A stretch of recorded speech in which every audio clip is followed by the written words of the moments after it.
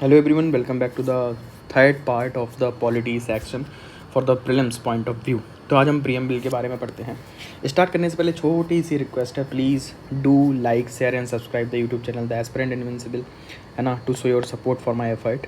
Thank you so much. और Telegram channel को भी ज्वाइन कर लें, सारे के सारे PDF स्टडी मटेरियल आपको यहाँ पर मिल जाएंगे. सो पढ़ते हैं प्रीएम्बल में क्या लिखा है. कोशिश करनी है आपको ये याद हो जाए तो बहुत अच्छा रहेगा. We the people of India, having solemnly resolved to constitute India sovereign, socialist, secular, democratic republic, and to secure all its citizens, है ना, justice. Justice of what? Justice of socio-economic, political justice. Then comes your liberty. Liberty of what? So liberty of thought, expression, belief, faith and worship. Then comes your equality. Equality of status and of opportunity, and to promote among them all fraternity. Fraternity assuring the dignity of individual and the unity and the integrity of the nation.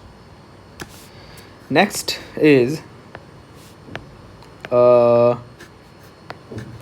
in our Constituent Assembly this 26th day of the November 1949 to hereby adopt and enact and give to ourselves this constitution. So our constitution makers और founding father of Indian constitutions हमसे क्या कहते हैं कि क्या पता चलता है इस सब चीज़ों से.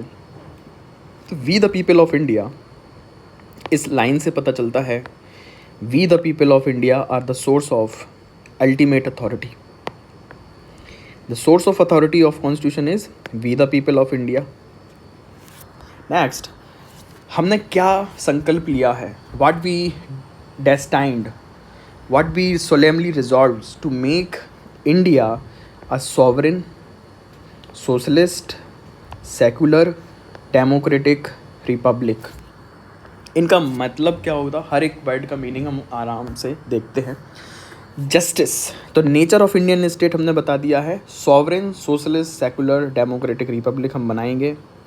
देन कम्स जस्टिस कितने प्रोवाइड करेंगे, justice type of socio economic, political, liberty of what, thought, सोचने की स्वतंत्रता, एक्सप्रेशन, बताने की स्वतंत्रता, बिलीफ, अपने विश्वास की, फेथ, है ना, आपकी जो आस्था है, एंड वर्शिप, पूजा करने की स्वतंत्रता, लिबर्टी.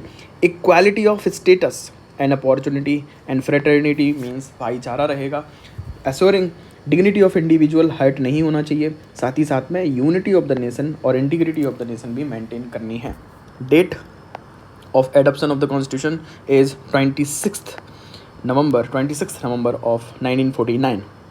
एडप्ट किया हमने, एनेक्ट किया, लागू किया. एडप्ट यानी हमने स्वीकार कर लिया, और अपने एडप्ट स्वीकार के से आगे बढ़ के हमने एडप्ट कर लिया. हम इसका एक्सेप्ट करते हैं वे बाय हार्ट, एनेक्ट करते हैं, लागू करते हैं, और गिव अपने आप को देते हैं ourselves to this as the constitution. This is the importance of preamble. Now the each meaning, now understand the each meaning of the words in preamble. So nature of Indian state, preamble हमें क्या बताता है, preamble बताता है nature of Indian state. तो what is the nature of Indian state, सबसे पहले sovereign. What is the meaning of sovereign, simple, sovereign is simply a independent state है, free in internal external affair.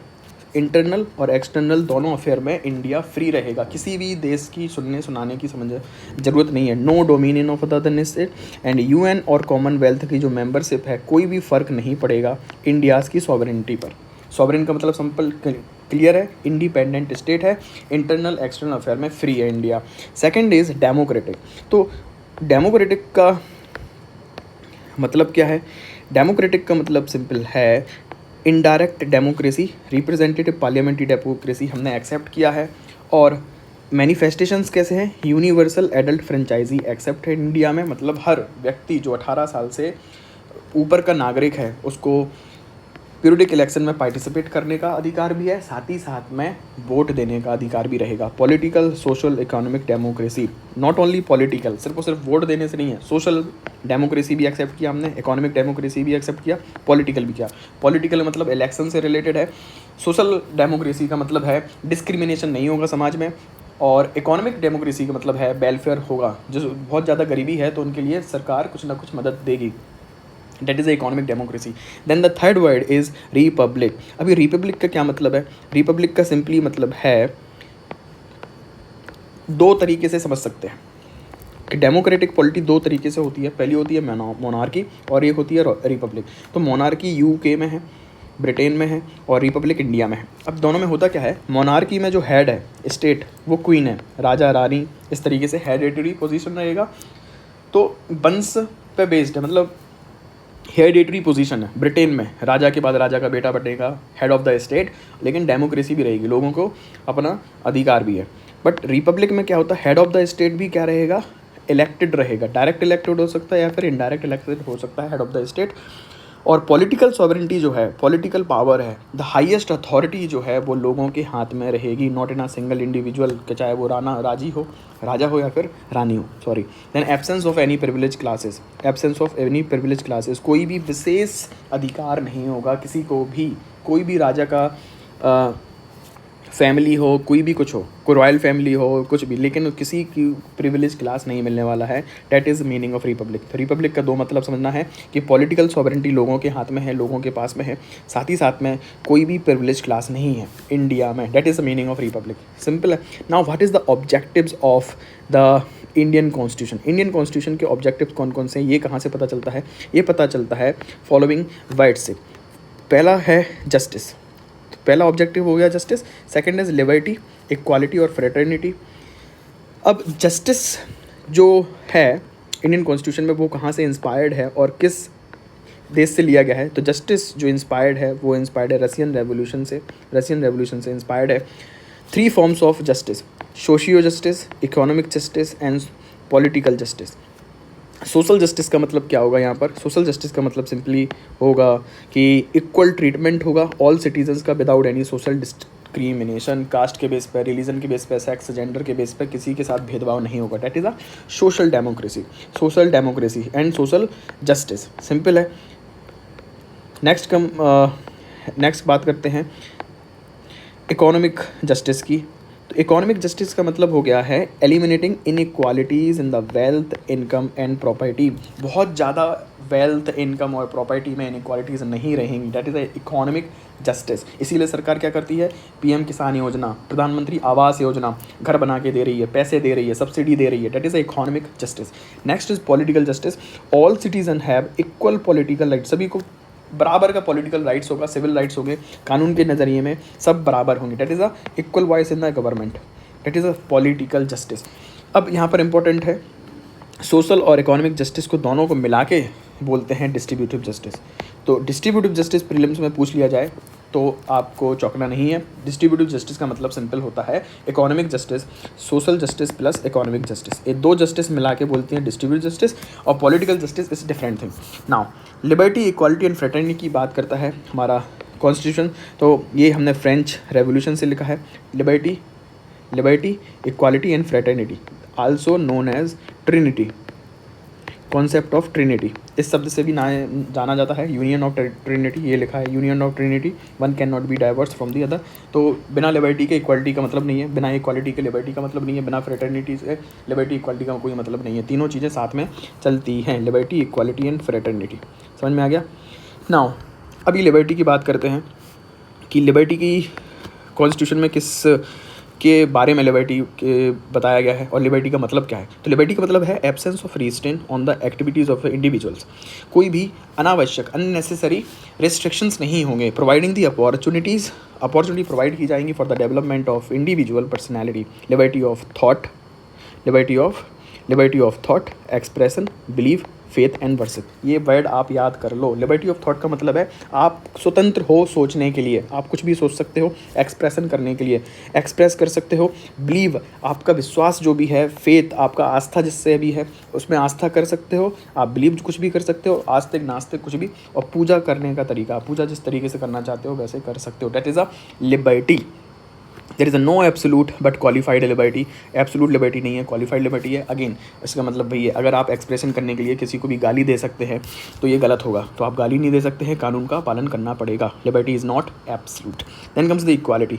Equality की बात करें तो absence of special privileges to any section. वही जो हमने रिपब्लिक में देखा था कि रिपब्लिक का मतलब वही है, कोई भी स्पेशल क्लास नहीं होगी। तो इक्वालिटी का मतलब है simply the provision of adequate opportunities for all individuals without any discrimination. कोई भी भेदभाव नहीं होगा, हर नागरिक को बराबर का अधिकार दिया जाएगा। तो there is equality of status and opportunity in the constitution. एक एक शब्द यूज़ आपको याद करनी है चीज़ें, ताकि अगर प्रीलिम्स में क्वेश्चन पूछा जाता है तो डायरेक्ट क्वेश्चन पूछ लिया जाता है कि कौन से शब्द हैं। इक्वालिटी ऑफ स्टेटस है और इक्वालिटी ऑफ अपॉर्चुनिटी। स्टेटस यानी कानून की नज़रिए में सब बराबर हैं। अपॉर्चुनिटी, सरकार अगर कोई भी काम करती है तो सबको बराबरी का हिस्सा मिलेगा। प्रधानमंत्री आवास योजना हो, सरकार या फिर रेलवे चलाए या फिर ट्रेन चलाए या फिर आपका कोई भी स्कीम लाती है, सो इक्वालिटी ऑफ अपॉर्चुनिटी रहेगी, इक्वालिटी ऑफ स्टेटस रहेगा। Then 3 dimension of equality. अब डायमेंशन ऑफ इक्वालिटी आपको जानना जरूरी है। एक होता है सिविल इक्वालिटी, एक होती है पॉलिटिकल इक्वालिटी और एक होती है इकोनॉमिक इक्वालिटी। लगभग सेम है, पॉलिटिकल जस्टिस, इकोनॉमिक जस्टिस और सोशल जस्टिस। तो आर्टिकल 14 और 18 जो है फंडामेंटल राइट का, वो सिविल इक्वालिटी के बारे में बात करता है। राइट टू इक्वालिटी और freedom from discrimination, right to equality और एबॉलिशन ऑफ अनटचेबिलिटी। तो ये लगभग सोशल जस्टिस के सेम है। Political article 325, 326 again same, political justice एक लगभग एक दूसरे के कॉम्प्लीमेंट्री वर्ड हैं। इकोनॉमिक जस्टिस और article 39 of the DPSP, economic equality. So economic justice के लिए इकोनॉमिक इक्वालिटी ज़रूरी है। आर्टिकल 325 सॉरी क्या कहता है, आर्टिकल 325 कहता है no person is to be declared ineligible for the inclusion in the electoral roll. चुनाव में इलेक्टोरल रोल में वोट देने का अधिकार है। आर्टिकल 325 है राइट टू वोट और आर्टिकल 326 है elections to be Lok Sabha and the state assemblies to be based on the adult suffrage. सभी को अधिकार होगा। सो आर्टिकल 325 एंड 326 इलेक्शन से रिलेटेड है। Then comes the fraternity. अब फ्रेटर्निटी का मतलब है सेंस ऑफ ब्रदरहुड डेवलप किया जाएगा, भाईचारा, ensuring the dignity of individual and the unity integrity of the nation. इसका मतलब क्या है, इट इज़ मैनिफेस्टेशन कहाँ से आएगा, सिंगल सिटीजनशिप। तो हम भारत के नॉर्थ साउथ इंडिया कहीं से भी आ जाओ, सबके लिए सेम नागरिकता है, कानून है, फंडामेंटल ड्यूटी सबकी सेम है, बढ़ावा देना है। फंडामेंटल ड्यूटी का पार्ट है to promote harmony and brotherhood. तो प्रीलिम्स में आपके डायरेक्ट क्वेश्चन पूछ लिया जाता है, which of the following parts of the constitution promote the fraternity among the citizen. तो fundamental duty, fundamental right, DPSP etcetera, preamble, इस तरीके से क्वेश्चन आ सकता है। तो आपको वहाँ पे आंसर देना पड़ेगा। तो इस तरीके से आप प्रीवियस ईयर क्वेश्चन पेपर पढ़िए और देखिए क्वेश्चन क्या आता है, और पढ़ाई करेंगे तो अपने माइंड में क्वेश्चंस करिए। जब कोई भी क्वेश्चन कॉन्सेप्ट पढ़ते हो तो ये सोचा करो इसमें प्रीलिम्स में क्या आएगा, मेंस में क्या आएगा। Next is the preamble of the part of the constitution. क्या प्रीएम्बल कॉन्स्टिट्यूशन का पार्ट है या नहीं है, तो हाँ, preamble is the part of the constitution, very part of the constitution, but it is not a source or the limitations of power to the legislature and the non justiciable. ये justiciable नहीं है। Justiciable का मतलब simple है, आप इसके लिए लागू करने के लिए किसी कोर्ट में नहीं जा सकते हो। It is non justiciable and it is not a source of power, neither limitation of power of the legislature. तो ना ही सरकार को इससे पावर मिलती है, ना ही पावर देता है, ना ही लिमिट करता है। तो preamble just an light house of the constitution, simple, of the citizens और द कंट्री। प्रीएम्बल हो गया, तो yes it is a part of the constitution. Next, related case के बारे में अगर जाने तो कौन कौन से केस सुप्रीम कोर्ट में हुए हैं। Berubari union case, very important case, Anand Bharati विवाद, another important case, LIC of India case 1995। तो 1960 बेरुवारी यूनियन केस, केशवंत भारती 1973, 95 में आया था LIC ऑफ इंडिया केस। तो बेरूबारी यूनियन केस हुआ क्या था? बेरूबारी एक जगह, एक यूनियन था, एक लैंड का पीस था जो बांग्लादेश और पश्चिम बंगाल के बीच में डिस्प्यूट था। तो 1960 में सुप्रीम कोर्ट ने बोला no, preamble is not part of the constitution. Then Kesavananda Bharati 1973 में अपने ही जजमेंट को उल्टा कर दिया सुप्रीम कोर्ट ने और बोला preamble is a part of constitution. Simple है। तो यहाँ पे प्रियम्बल पार्ट नहीं था, यहाँ पे पार्ट हो गया। Next come LIC of India case 1995 में again part of the constitution again. So ये मोहर लग गई है, कंप्लीट हो गया, preamble is the very part of the constitution. Simple है। तो अब प्रीलिम्स में आपके क्वेश्चन आएगा तो आपको सिंपल यस बोलना है, preamble is the part of the constitution. लेकिन प्रियम्बल ना तो सोर्स है पावर का, ना ही लिमिटेशन है पावर पर। नेक्स्ट इज़ प्रियम्बल अमेंडेबल और नॉट? क्या प्रियम्बल को अमेंड किया जा सकता है या नहीं कर किया जाता है? तो आपके केशवानंद भारती विवाद में, केशवानंद भारती विवाद 1973 और अमेंडमेंट ओनली वंस, एक ही बार इसका अमेंडमेंट हुआ है। तो केशवानंद भारती विवाद 1973 में हुआ क्या? Preamble can be amended under article 368 subject to the condition that no amendment is done to the basic structure because preamble is the part of the basic structure। basic structure का part है, इसलिए article 368 से parliament constitution amendment कर सकती है but basic structure में change नहीं ला सकती है। So yes, preamble can be amendable. तो प्रियम्बल को अमेंड किया जा सकता है, संशोधन किया जा सकता है। यस, प्रियम्बल का संशोधन किया जा सकता है। क्या अभी तक प्रियम्बल का संशोधन हुआ है? Yes, 42nd constitution amendment act 1973 में पहली बार और आखिरी बार अभी तक सिर्फ एक ही बार ऐसा अमेंडमेंट हुआ था। क्या अमेंडमेंट हुआ था, क्या क्या चेंजेस लाए थे? तो सोशलिस्ट शब्द जोड़े गए हैं, सोशलिस्ट 42nd कॉन्स्टिट्यूशन अमेंडमेंट से। प्रीलिम्स में UPSC क्वेश्चन पूछ चुका है कि ओरिजिनल प्रियम्बल में कौन सा हिस्सा था, कौन से वर्ड थे, कौन से वर्ड नहीं थे। याद कर लो चीज़ें, 42nd कॉन्स्टिट्यूशन अमेंडमेंट से कौन कौन से चेंज लाए। सोशलिस्ट वर्ड ऐड किया गया है, देन सेकुलर वर्ड ऐड किया गया है, इंटीग्रिटी वर्ड ऐड किए गए हैं, 3 शब्द जोड़े गए हैं। इन 3 शब्द को रट लो। 42 संविधान संशोधन से 42nd कॉन्स्टिट्यूशन अमेंडमेंट से 3 शब्द को ऐड किया गया था। पहला है सोशलिस्ट। सोशलिस्ट का मतलब है डेमोक्रेटिक सोशलिज्म इंडिया में प्रमोट किया जाएगा, मतलब पब्लिक प्राइवेट सेक्टर दोनों रहेंगे इंडिया में, mixed economy. Not communistic socialism, communistic socialism नहीं रहेगा जहाँ पर प्राइवेट प्रॉपर्टी की कोई जगह ही नहीं है, ऐसा नहीं रहेगा। इंडिया में क्या रहेगा? Blend of Marxism and Gandhism, mean simple Gandhian और DPSP also the socialist connotation. इसका जीता जागता प्रमाण हमारी DPSP से मिलता है। डेमोक्रेटिक सोशलिज्म है, private public partnership is a living example of democratic socialism. Simple. Secular शब्द, अब सेकुलर का मतलब है positive concept of the secularism.